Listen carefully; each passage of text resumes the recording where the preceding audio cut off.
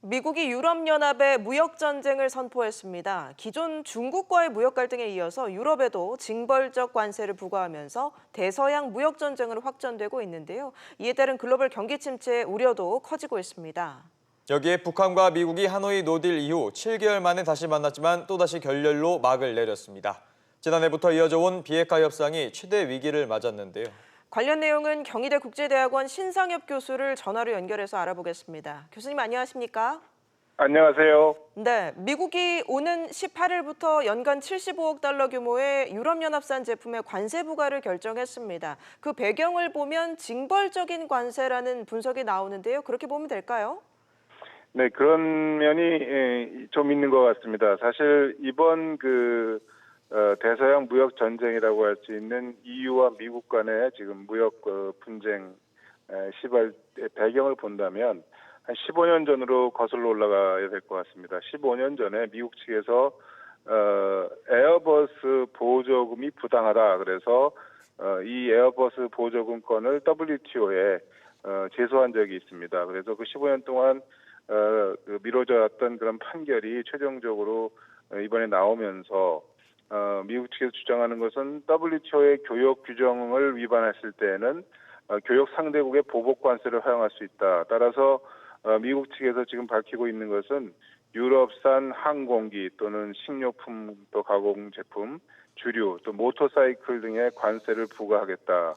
이렇게 주장을 하고 있습니다. 좀 더 자세히 말씀을 드리면 EU산 항공기에 대해서는 부품을 제외한 항공기에 대해서는 10%의 관세를 부과하겠다. 또 공산품이나 농산품에 대해서는 25%의 관세를 또 부과하겠다. 이런 내용들을 지금 미국 측에서 밝히고 있기 때문에 지금 현재 대서양 무역 전쟁이라고 할 수 있는 미국과 유럽연합 간에 있어서의 무역 전쟁의 가능성이 아주 현실화되고 있는 상황입니다.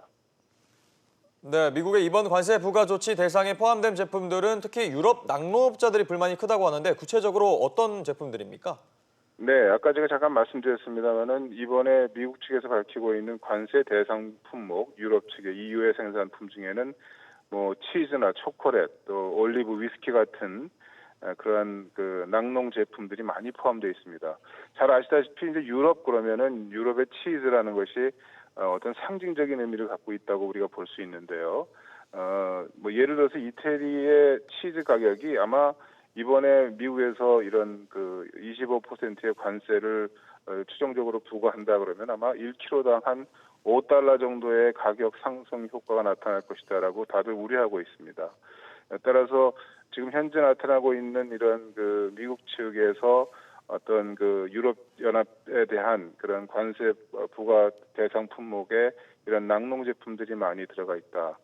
이런 것들이 아마 유럽 측의 낙농업자들이 이번 조치에 대해서 많은 불만을 갖고 있는 그런 현상이 지금 발생하고 있다고 말씀드릴 수 있겠습니다. 네, 이번 관세 부과의 배경을 좀 되짚어볼 필요가 있을 것 같은데요. 미국과 네네. 유럽연합 사이의 무역 갈등, 사실 좀 오래된 일이잖아요. 네, 맞습니다. 여러분이 잘 아시다시피 이제 전 세계의 경제를 이끌고 있는 두 개의 축 그러면 유럽 연합과 미국 이렇게 우리가 말할 수 있겠습니다. 근데 이 두 경제 주체 간의 관계는 사실 서로 협력하면서도 그동안 경쟁 관계였다라고 말씀을 드릴 수 있겠습니다.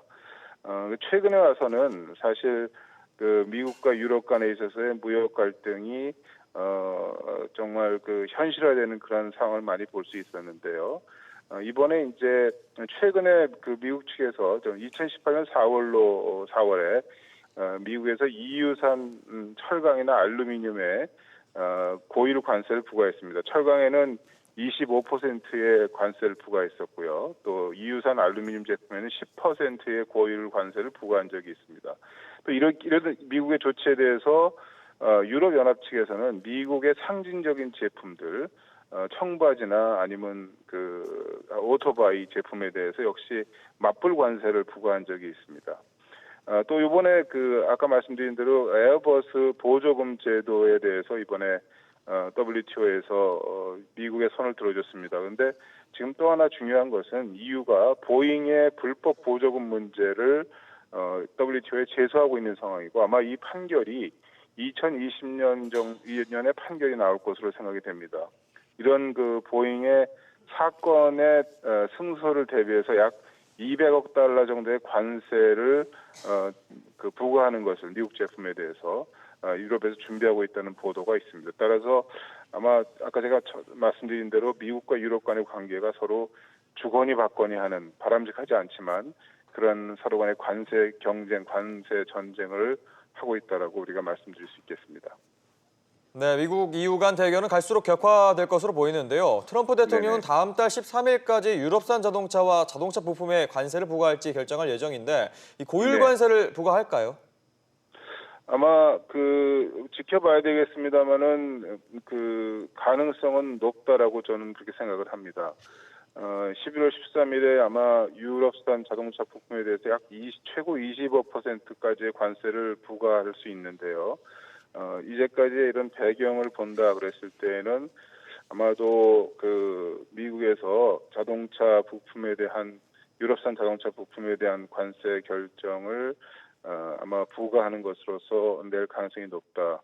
이것은 여러분 잘 아시다시피 현재의 미국 트럼프 행정부, 특히 미국 트럼프 대통령 개인적으로 대선을 앞두고 있고 또한 탄핵의 위협에 탄핵을 직면하고 있는 상황에서 어떤 돌파구의 하나의 역할로서 이런 무역을 통한 그런 이미지 회복 또는 경제 회복을 꾀할 수 있기 때문에 아마 큰 변화가 없다면 유럽산 자동차 부품에 대해서 아마 11월 13일까지 미국이 결정하는 데 있어서 아마 최고 관세를 부과할 가능성이 높다라고 저는 생각하고 있습니다.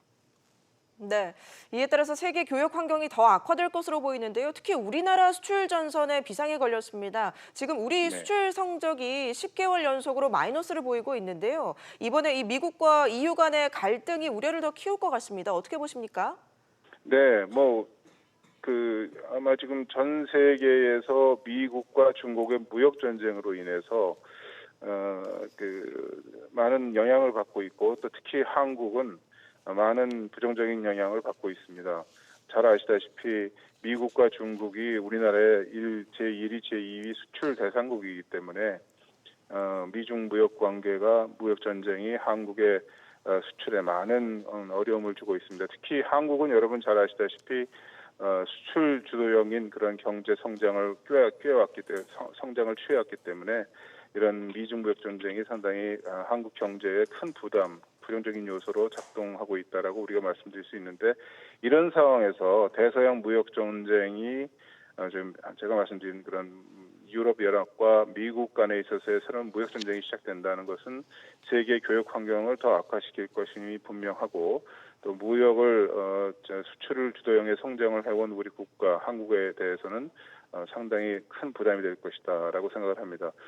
특이한 것은 이제 한마디 더 첨부드리고 싶은 것은 많은 사람들이 이번 전 세계적인 교육 환경이 대공황 이후 최대의 어떤 좋지 않은 그런 세계 교육 환경이다라고 우리가 지금 논하는 분들도 있습니다.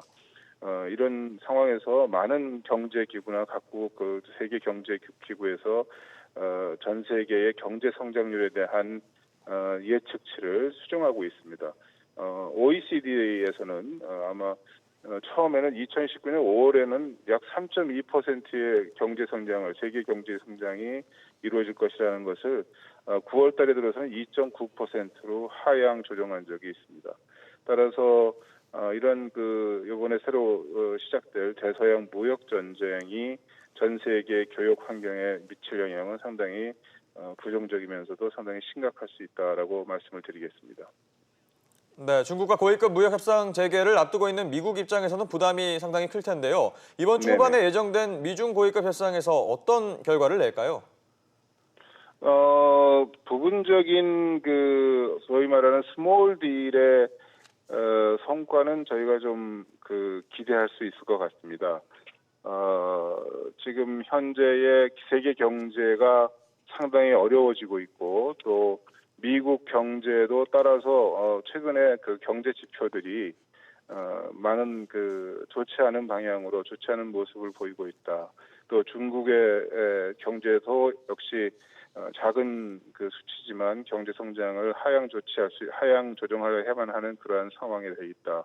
이런 측면에서 봤을 때 또 하나는 아까 말씀드린 것 같이 미국이 대통령 선거를 최근에 이제 내년도에 있지 않습니까? 그런 모든 것들을 봤을 때 경제 활성화가 상당히 중요하다. 이런 면을 고려해 봤을 때 어떤 형식으로든지 미국과 중국이 스몰 딜을 좀 완성할 수 있는 그런 노력을 하지 않겠냐. 또 하나는 지금 우리가 말했던 유럽과의 무역 전쟁이 새로 시작된다 그랬을 때 미국 경제가 져야 되는 그런 그 부담감이 너무 크기 때문에 미국과 중국과의 무역 협상에 있어서는 어느 정도의 해결책, 조금은 그 진전을 보이는 그런 노력을 할 것이라고 생각합니다. 네, 미국은 무역 전쟁뿐만 아니라 북한과의 비핵화 협상도 중요한 과제로 남겨져 있습니다. 주말에 네네. 이제 기대감 속에서 열렸던 북미 간의 실무 협상이 결렬이 됐는데요. 두 나라 네. 입장 차가 여전히 크다고 봐야겠죠. 네네, 그렇습니다. 사실 이번 회담에 많은 기대를 갖고 있었는데 결과적으로는 그 성공적이지 못한 그러한 회담이었다고 생각을 합니다.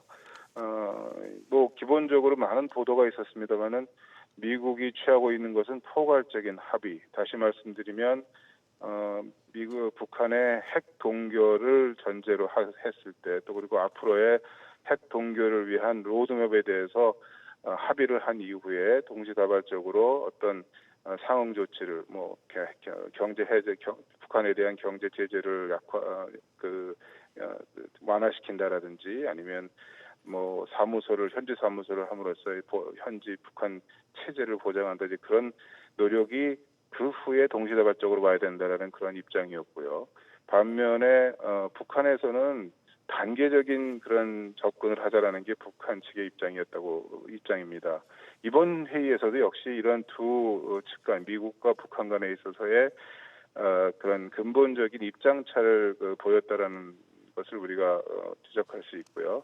그럼에도 불구하고 양측에서 지금 시간이 많지 않다. 미국은 대선을 앞두고 있고 또 역시 그 북한도 그렇게 많은 여유를 갖고 있지 않다. 왜냐하면 트럼프 정권이 바뀌었을 때에는 이제까지 해왔던 그런 미국과의 대화의 기조가 완전히 바뀔 수도 있기 때문에 그런 측면에서 많이 서둘러야 된다는 점에는 양측이 다 동의하고 있고 그런 측면에서 대화가 이번에 시작됐다. 그리고 또 이번에 마지막에 이번 회담이 실패라고 발표한 이후에 스웨덴에서 2주 내에 다시 한번 실무 협상을 하자라는 그런 제안을 했지 않습니까? 그래서 미국 측에서는 그것을 받아들였고 북한 측에서는 뭐 미국 측의 선택에 달려 있다라고 말을 했지만 적어도 양측 간에 있어서의 대화의 채널을 유지하고자 한다는 측면을 봤을 때는 이번 그 회담이 전적인 실패는 아니다. 다시 말해서 다 계속 양측 간에 있어서의 대화 채널을 통한 협력을 해서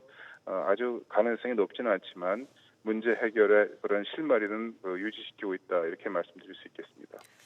예, 알겠습니다. 오늘 말씀 여기까지 듣겠습니다. 경희대 국제대학원 통상협력학과 신상엽 교수와 얘기 나눠봤습니다. 말씀 고맙습니다. 네, 감사합니다.